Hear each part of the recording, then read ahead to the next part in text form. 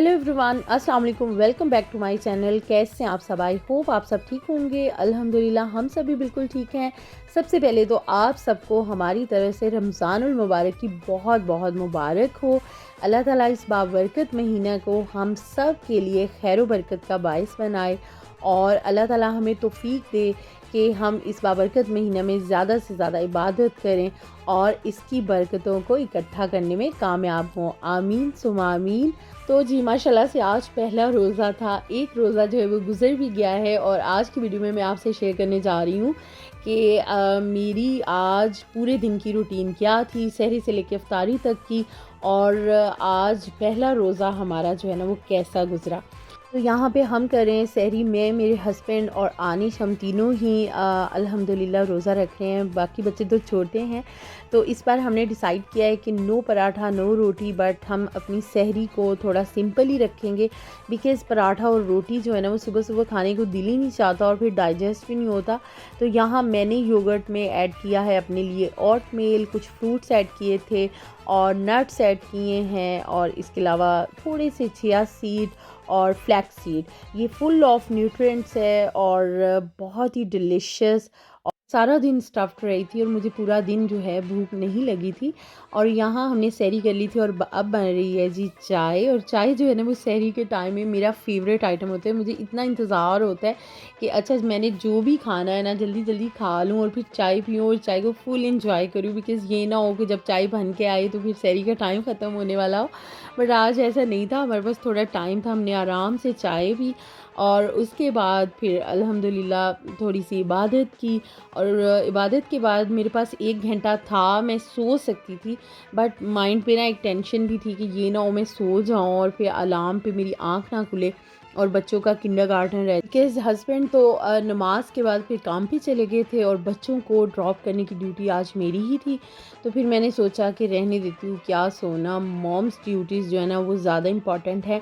ऐसे करती हूँ, बच्चों को ना पहले किंडरगार्टन ड्रॉप कराती हूँ तो आके सो लूँगी, बट ऐसा भी कुछ हो नहीं सका था बिकॉज फिर सोचा कि सुबह सुबह का टाइम जो है ना इतना अच्छा होता है कि बहुत से काम हो जाते हैं। थोड़ी सी ना शॉपिंग करने वाली थी, तो फिर बस मैं शॉपिंग करने आ गई। और यहाँ पे देखिए मार्केट में ना अभी वो फ्रेश फ्लावर्स ना यहाँ पे सेट वेट ही कर रहे थे, बिकॉज़ ये बहुत ही अर्ली का टाइम है, आई थिंक 8:30 का टाइम है।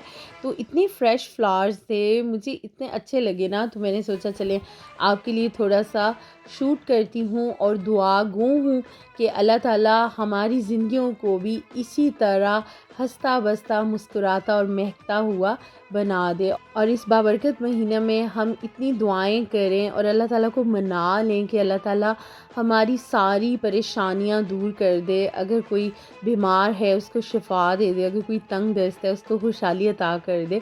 आमीन सुम आमीन। तो बस थोड़ा सा ही टाइम था जिसमें मैंने थोड़ी शॉपिंग की, घर आके क्लीनिंग की, तो उसके बाद माशाल्लाह से फिर छोटे बच्चे जो है वो घर आ गए। इनका थोड़ा सा ही टाइम होता है किंडरगार्टन में, तो घर आए हैं तो जाहिर सी बात है उनका तो रोज़ा नहीं है।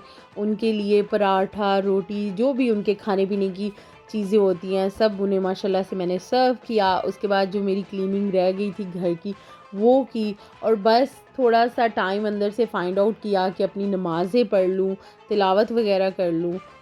फिर देखते ही देखते टाइम हो गया इफ्तारी तैयार करने का, तो मैं किचन में आ गई। बस थोड़ा सा ही टाइम था और मुझे जल्दी जल्दी ना कुछ बनाना था, ज़्यादा कुछ भी नहीं बनाना था। बस सोचा था कि सिंपल सा ही रखना है इफ्तारी को, बिकॉज़ मेरे हस्बैंड को भी ज़्यादा फ्राई चीज़ें नहीं पसंद, मुझे भी, और आनिश भी नहीं खाता। तो खजूर तो मस्ट होती है ना, तो आपने देखा कि खजूर के अंदर मैंने बादाम और वालनट्स जो होते हैं उसको उसकी ही साथ फिलिंग कर दी।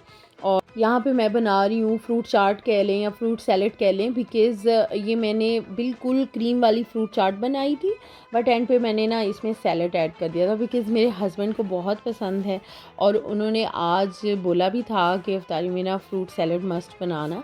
तो फिर आप देख रहे हैं कि यहाँ पे मैंने ऑलमोस्ट सारी तरह की फ्रूट्स लिए, उनको कट कर रही हूँ।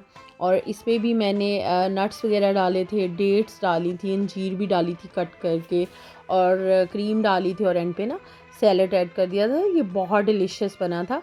और न्यूट्रिएंट इसमें भी बहुत ज़्यादा थे। एक्चुअली मकसद ये होता है कि हम सारा दिन इतने भूखे रहे होते हैं, तो शाम में जब रोज़ा अफ्तार आल्दो की क्रेविंग हो रही होती है कि कुछ स्पाइसी खाएँ, समोसे, पकौड़े, रोल्स, इन सारी चीज़ों की बहुत क्रेविंग हो रही होती है। But on the other hand अगर देखा जाए तो वो सारी चीज़ें इतनी ज़्यादा हेल्दी नहीं हैं। तो मैं समझती हूँ कि अगर हम सारा दिन भूखे रहने के बाद कुछ हेल्दी खा लेना तो वो ज़्यादा बेस्ट है आल्स के हम इस तरह की फ्राइड चीज़ें खाएं। अच्छा, जब टीन एज में थे ना, तो जब वो टाइम मैं याद करती हूँ कि जब रमज़ान आता था और शाम में जब तक समोसे, जलेबियाँ और बाज़ार के इवन बने हुए पकौड़े ना होते थे अफ्तारी में, तो ऐसा लगता था कि अफ्तारी इनकम्प्लीट है, मूड बन जाता था। और आलमोस्ट हर दिन ये सारी चीज़ें होती थी। और हम घर में क्या बनाते थे, सिर्फ फ्रूट चाट। जब हम अफ्तारी कर लेते थे तो सारी चीज़ें ख़त्म हो जाती थी, बस एक चीज़ बच जाती थी और वो होती थी फ्रूट चाट, बिकॉज़ खाने को दिल ही नहीं चाहता था। और अभी देखिए टाइम कितना चेंज हो गया है कि अब अफ्तारी में हमारा मेन आइटम जो है ना, वो फ्रूट चाट ही होता है ऑलमोस्ट, बिकॉज़ हेल्दी है। तो आपने देखा कि मैंने इसमें सैलेड भी ऐड कर लिया था, नट्स भी डाले थे। अभी यहाँ पे मैं इसमें ब्लैक पेपर और हल्का सा मैंने सॉल्ट ऐड किया एंड फिनिश, ये डन हो गया है। और अब बन रही है यहाँ पे जी चने वाली स्पाइसी करारी सी चाट मेरे हस्बैंड के लिए, बट विदाउट जो है वो इमली, विदाउट लीमू, बिकॉज़ उनको जो खटाई है वो बिल्कुल नहीं पसंद। और वैसे भी ना थोड़ा सा गले का इशू हो जाता है, जैसे ही वो कुछ खट्टा खाते हैं तो फिर उनका ना गला बैठा बैठा ऐसी फीलिंग आती है। इस वजह से मैं इसमें कुछ भी खट्टा नहीं डालूँगी। बस आपने देखा कि मैंने अनियन लिए हैं, टमाटर लिए हैं, एक सब्ज़ मिर्च लिया है जो कि हाफ़ जो है ना काफ़ी ज़्यादा ख़राब हो चुकी थी, बट मेरे पास कम थी तो मैंने उसको फिर दरमियान से कट करके ना वो हिस्सा वेस्ट कर दिया। और बाकी यूज़ में ले आई और कुछ स्पाइसी जो हैं उसमें सब्ज़ मिर्चें भी जो हैं ऐड करूँगी, बिकॉज़ वो ही तो एक ऐसी चीज़ है जिसने इस चाट को डिलीशियस बनाना है, स्पाइसी बनाना है। तो बस ये भी बहुत सिंपल तरीके से मैंने बना ली थी और इतना ज़्यादा टाइम नहीं लगा था, बट ये बहुत टेस्टी होती है विदाउट एनीथिंग भी ना, ये बहुत ही मज़े की होती है, बिकॉज़ इसमें ये जो सारी चीज़ें डल जाती हैं ना, इनका जो एक मिक्सचर तैयार होता है ना, तो मज़ा आता है। तो जो सारा दिन की एक क्रेविंग होती है, मुँह ज़रा फीका-फीका हुआ होता है रोज़े की वजह से, तो ये स्पाइसी सी चाट खा के ना वो फीकापन भाग जाता है, दौड़ जाता है। ये बहुत डिलीशियस बनी थी और मेरे हस्बैंड को पसंद भी बहुत आई थी। उसके बाद मैंने सोचा कि चलें थोड़े से ना पकौड़े बना लेती हूँ। और यहाँ पे देखिए जी, स्मूदी के लिए मैंने सारे फ्रूट्स कट किए हैं, बिकॉज़ स्मूदी जो है वो मस्ट है। अच्छा, स्मूदी को लेके एक बात जो है वो शेयर करना चाहूँगी कि अगर हम वैसे सारे फ्रूट्स वगैरह खाएँ ना, तो उनको डाइजेस्ट करने में ऑफ़ कोर्स थोड़ा टाइम लेता है हमारा स्टमक। बट हम जब सारे फ्रूट्स और वेजीज़, फ्रेश वेजीज़ को इस तरह से ग्राइंड करके डायरेक्ट जो है उसका इंटेक करते हैं, तो वो बहुत जल्द एक तो डाइजेस्ट होते हैं, सारे मिनरल्स हमारी बॉडी को मिलते हैं और ऑफ़ कोर्स हेल्दी तो होती ही है, प्लस बहुत ज़्यादा एनर्जी मिलती है। तो स्मूदी बन गई थी और यहाँ पे जो पकौड़े हैं उसका मिक्सचर तैयार हो रहा है। अच्छा, ये ना पकौड़े भी एक तरह से कह लें कि हेल्दी ही बने थे, बिकॉज़ इसमें मैंने आलू शामिल नहीं किए थे, सिर्फ स्पिनच ली थी और थोड़ा सा बैंगन का टुकड़ा काट के डाला था और अनियन, समझ लें कि अनियन और स्पिनच वाले पकौड़े थे। और ये देखिए जी स्मूदी, यहाँ पे जो मैंने फ्रेश स्पिनच डाली थी ना, उसकी वजह से ये ग्रीन ग्रीन बनी है और बाकी जो फ्रूट्स डाले तो उसकी वजह से इसमें स्वीटनेस आ गई। तो ये बहुत डिलीशियस बनी थी और रियली मेरे हस्बैंड को बहुत पसंद आई थी। और यहाँ पे फटाफट अब मैं बना रही हूँ पकौड़े और मुझे अब ना थोड़ी जल्दी पड़ गई है, बिकॉज़ जब मैं ये पकौड़े बना रही थी तो लिटरली सिर्फ 25 ऑलमोस्ट मिनट्स थे अफ्तारी में। और मुझे था कि अभी मैंने थोड़ा सा आई मीन टेबल पे चीज़ें लगानी भी हैं, फिर बैठ के थोड़ी दुआएं शुआएं भी करनी हैं, तो बस मैं जल्दी जल्दी पकौड़े बना रही थी। और बच्चों के लिए साथ के साथ ना मैंने थोड़े नगेट्स और फ्राइज़ बना लिए थे, बिकॉज़ ऑफ़ कोर्स इनमें से कोई भी ऐसी चीज़ नहीं थी जो मेरे बच्चे खाते हैं। हाँ, शायद कोई फ्रूट वैसे कट करके रखती तो वो फ्रूट खा लेते, बट इस तरह फ्रूट चाट मिक्स में वो कुछ भी नहीं खाते। तो इसलिए उनके लिए ना ये अलग से मैंने फ्राई कर लिया था, बिकॉज़ उनको टेबल पे बिठाना तो था, ये फीलिंग तो उनको करवानी थी कि रमज़ान है और आज रोज़ा है और हम रोज़ा इफ्तार करने लगे हैं। तो इट्स ओके वो क्या खा के रोज़ा अफ्तार करेंगे, डज़न्ट मैटर, बट ये कि वो अल्हम्दुलिल्लाह हमारे साथ बैठे थे, उन्होंने हमारे साथ दुआ भी की थी और सब कह भी रहे थे कि रोज़ा है आज ना, हम रोज़ा अफ्तार करें।